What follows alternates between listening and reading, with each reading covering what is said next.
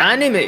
अगर एक इंसान कोई कॉन्वर्सेशन में पूछे कि एनिमे क्या है, उसकी क्वालिटीज क्या हैं और यूनिकनेस क्या है, तो काफी लोग पॉइंट आउट करेंगे उसका एनिमेशन स्टाइल, जो कि ज्यादातर इंस्टेंसेस पे सबसे पहली चीज रहेगी जो एक नया व्यूअर नोटिस करेगा। फिर चाहे वो कैरेक्टर हो या उनके नोकीले बाल, या फिर उनकी सराउंडिंग्स हो या structural design of the whole world inside that anime world.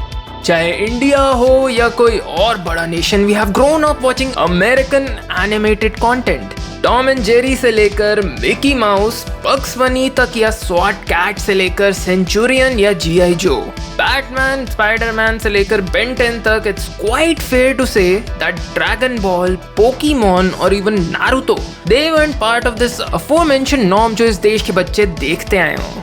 Design हो या गूफीनेस, वायलेंस हो या कैरेक्टर्स की eccentricity, everything is turned up to 11 and that may be a big reason in part of why it's unique. But I disagree. Sure, आप start जरूर कर सकते हैं इस एक्सेंट्रिसिटी या कुछ हटके होने के नाम पे, but you stay because of the characters. जिस बखूबी तरीके से जापान में राइटर्स अपने कैरेक्टर्स को लिखते हैं और इज्जत देते हैं, वो सेम पैशन कहीं और मिलना मुश्किल है। And that's why you stay and get obsessed and are probably called an otaku. इस स्टेटमेंट का मतलब ये नहीं है कि अमेरिका या किसी और कंट्री के एनिमेटेड वर्क्स में राइटिंग अच्छी नहीं होती है, but tell me any other work, चाहे वो एनिमेटेड हो या ना हो, जहां हमें बास्केटबॉल कोर्ट के अंदर मैच के दौरान कैरेक्टर डेवलपमेंट देखने को मिलता है। सिर्फ बास्केटबॉल कोर्ट ही क्यों, एग्जाम्पल के लिए दूसरे गेम्स ले लीजिए, एक एक्शन पैक्ड फाइट ले लीजिए या खाना बनाते हुए शेफ्स ले लीजिए। You will see the characters develop and evolve and be better in general. फिर चाहे वो हीरो हो या villain, there is no black or white personalities, your typical good or evil sides.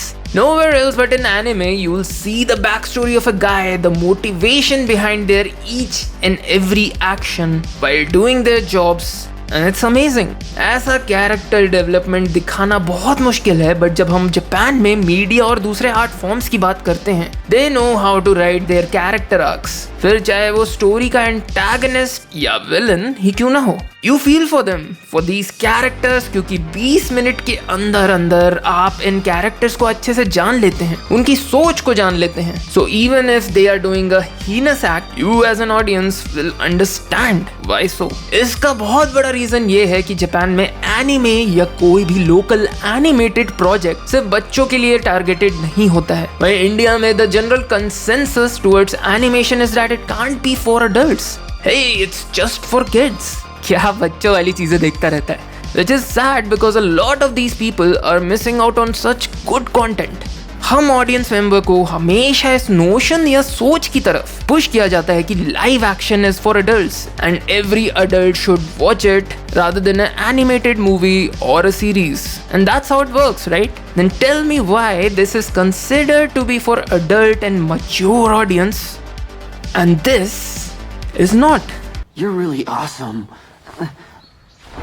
सिर्फ इंडिया में ही क्यों, इवन अमेरिका में this animation is for kids sentiment has been ever present. इसके बावजूद कि सबसे पहला अडल्ट थीम्ड एनिमेटेड शो भी अमेरिका से ही था, बट नाउ बहुत टाइम के बाद हम ग्रेटफुल नर्ड्स को एक ऐसा एनिमेटेड शो मिल रहा है that resembles in some capacity that anime format and feel, with how its characters interact with each other and evolve moving forward. And the show's name is... please मुझे बताइए अगर ये आपको कोई एनिमे शो की याद दिलाता हो। A half human, half alien comes from a warrior race जो अर्थ में पला बड़ा हो, और ये वही एलियन रेस है जिनका इनिशियल मोटिवेशन है अलग अलग प्लैनेट्स पे कब्जा करना and steal all its resources. एक हीरो जो बहुत स्लोली एज करता है compare to us humans, goofy colours के कपड़े पहनता है, और जो अपने ओपोनेंट्स यानी बैड गाइज से बात करना इसीलिए प्रेफर करता है ताकि वो उन्हें लड़ने से पहले रोक सके, उनकी साइकी को समझ सके।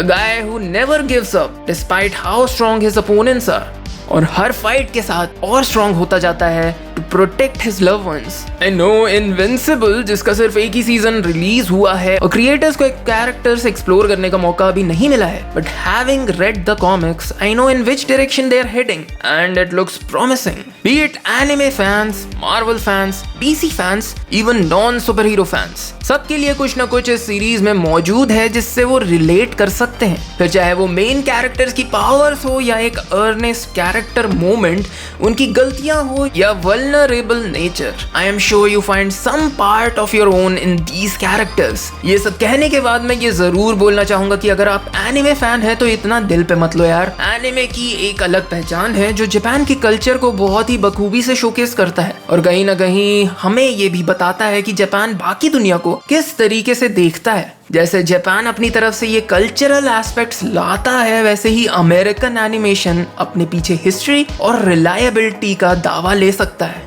Coming back to the point, if you look at the comics of Invincible, I never felt it was an American series. It felt out of this place, इस दुनिया से अलग, और frankly मैं इस sentiment से relate कर सकता हूँ। All I could hope from this series is that moving forward, it brings those same emotions from page to TV screen. The comics have dealt with various adult themed topics like puberty, romance, familial relationships, corruption, murder, or even rape. Yes, nothing sells an animated show better where you're going to see these devastating things, right? इन सब themes होने के बावजूद series में सबसे बड़ा और eye catching topic जो उठ सकता है वो है सीरीज में दिखाए गए वॉयलेंस के ऊपर। सीरीज 18 और उससे ऊपर की एज की ऑडियंस के लिए बनाई गई है। करंटली इनविंसिबल का सिर्फ एक सीजन आया है जिसमें 40 मिनट्स के 8 एपिसोड्स हैं और अभी कॉमिक्स से इस इनविंसिबल की दुनिया से हमें कुछ ही एस्पेक्ट्स देखने को मिले हैं। एंड आई वुड एक्सपेक्ट जैसे जैसे एपिसोड्स जाएंगे, सीजन्स बढ़ेंगे, creators will flash out these characters, the story lines from the comics which do remind me of best of animes out there. फिर चाहे मेरा पॉइंट ऑफ व्यू आपको गलत लगे या सही, ये सीरीज आप Amazon प्राइम पे जरूर देख सकते हैं और खुद डिसाइड कर सकते हैं। And tell me in the comment section what you think of the series. Have you even watched it? Like, share and subscribe for weekly content. This is your friendly neighborhood binge man and you stay classy people.